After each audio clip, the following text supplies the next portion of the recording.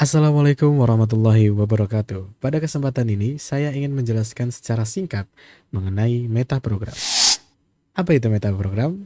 Metaprogram adalah istilah yang digunakan dalam Neuro-Linguistic Programming atau yang biasa disingkat NLP, mengacu pada pola-pola berpikir, nilai-nilai, dan kriteria yang digunakan oleh individu untuk memproses informasi dan membuat keputusan. Ini merupakan program mental bawah sadar yang memandu perilaku kita secara otomatis. Nah, metaprogram adalah kecenderungan kognitif yang membantu kita menafsirkan informasi dan mengambil sebuah keputusan. Mereka mempengaruhi cara kita memandang dunia, berinteraksi dengan orang lain, dan bereaksi terhadap berbagai situasi.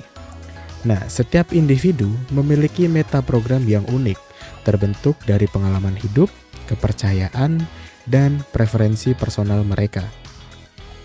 Metaprogram itu sendiri sering tidak disadari oleh kebanyakan orang, akan tetapi mereka memainkan peran penting dalam perilaku kita. Beberapa contoh metaprogram yang umum adalah: yang pertama, proaktif versus reaktif, yang dimana apakah seseorang cenderung mengambil inisiatif atau menunggu dan bereaksi terhadap situasi yang sedang dialami. Yang kedua, prosedural versus intuitif. Apakah seseorang cenderung mengikuti langkah-langkah sistematis atau mengikuti firasat mereka? Nah, yang ketiga, spesifik versus global, yang mana apakah seseorang lebih fokus pada detail atau gambaran besar?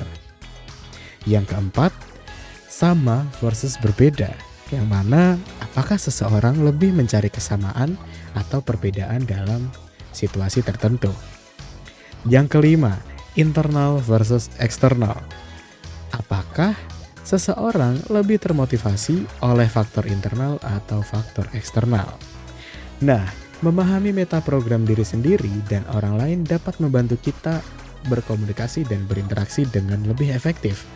Misalnya, jika Anda sedang berbicara dengan seseorang yang memiliki metaprogram spesifik, Anda perlu memberikan detail dan contoh yang konkret dalam penjelasan Anda. Dan sebaliknya, jika Anda berbicara dengan seseorang dengan metaprogram global, Anda perlu menyajikan gambaran besar dan ide-ide utama. Contoh lain, jika Anda adalah seorang manajer, misal, yang memiliki metaprogram proaktif, Anda mungkin akan frustrasi jika bawahan Anda memiliki metaprogram yang cenderung reaktif, yang hanya menunggu arahan dari Anda. Ya, dalam situasi tertentu Anda perlu untuk mengajak mereka lebih proaktif dan mengambil langkah yang lebih inisiatif.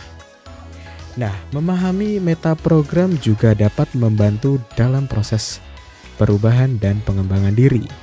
Misalnya, jika Anda ingin lebih fleksibel dan adaptif, Anda sebaiknya berusaha untuk mengembangkan metaprogram sama versus berbeda. Tujuannya adalah untuk lebih terbuka terhadap perbedaan dan perubahan nantinya. Nah, dalam konteks bisnis misal, pemahaman tentang metaprogram dapat membantu dalam pemasaran, penjualan, dan manajemen sumber daya manusia. Dengan mengenali metaprogram target pasar atau karyawan, Anda dapat menyesuaikan komunikasi dan strategi Anda untuk lebih efektif. Nah, metaprogram merupakan bagian penting dalam NLP karena membantu kita untuk memahami bagaimana manusia memproses informasi dan membuat sebuah keputusan. Dengan memahami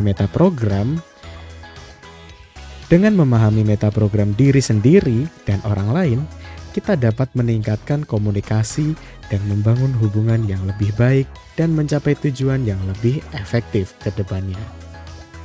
Ya, terima kasih telah mendengarkan penjelasan singkat dari saya.